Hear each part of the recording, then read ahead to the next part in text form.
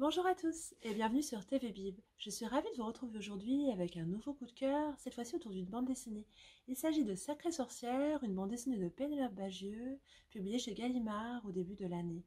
L'histoire s'ouvre comme un film de super-héros. On a une sorcière qui affronte une sorte de super-héros, une sorcière qu'on croit tout droit sortie de l'univers du magicien d'Oz.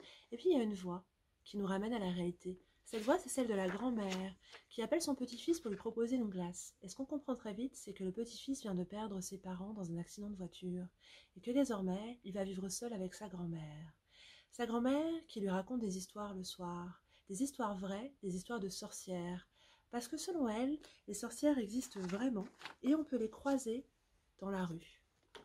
Et puis, un peu de temps va se passer et on va retrouver nos deux héros dans un hôtel au bord de la mer. Ils sont partis en vacances et la grand-mère, pour faire plaisir à son petit-fils, lui a offert 2 souris. Comme l'hôtel interdit les souris, le petit-fils se réfugie dans une salle déserte pour justement un peu dresser ses souris. Et puis très vite, il y a plein de femmes qui vont rentrer dans cette salle, les portes vont se refermer avec un cadenas et le petit garçon va se retrouver enfermé avec une assemblée de sorcières. Leur chef, la grandissime sorcière, va dévoiler son plan diabolique pour tuer tous les enfants. Et est-ce que le héros va réussir à déjouer ce plan? Je vous laisserai le découvrir. Cette bande dessinée, c'est une adaptation d'un roman de Roald Dahl, un roman que je ne connaissais pas auparavant. Il ne faisait pas partie de mes lectures enfants, contrairement à Mathilda et Charlie la chocolaterie.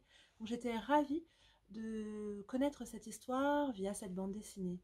Alors c'est toujours difficile, selon moi, d'adapter un classique sous format graphique, mais justement déjà un des points forts de cette bande dessinée, c'est son découpage. Il y a un vrai dynamisme dans la bande dessinée, notamment par le choix des cases, par le rythme des dialogues. C'est vraiment très bien fait.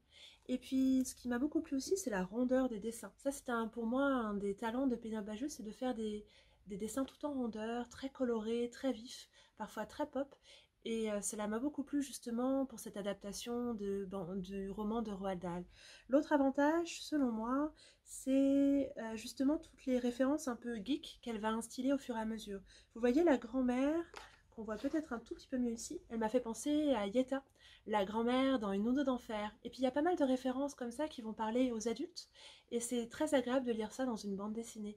Et puis, vraiment, il y a un suspense, donc je sais qu'elle a un peu revisité l'œuvre de Roald Dahl, mais il y a un vrai suspense, et jusqu'au bout, on va se demander si le héros peut déjouer les plans. Donc c'est une grosse réussite pour moi que ce roman graphique, et je ne peux que vous le conseiller. Un beau coup de cœur. Voilà, je vous dis à bientôt sur TV Bib.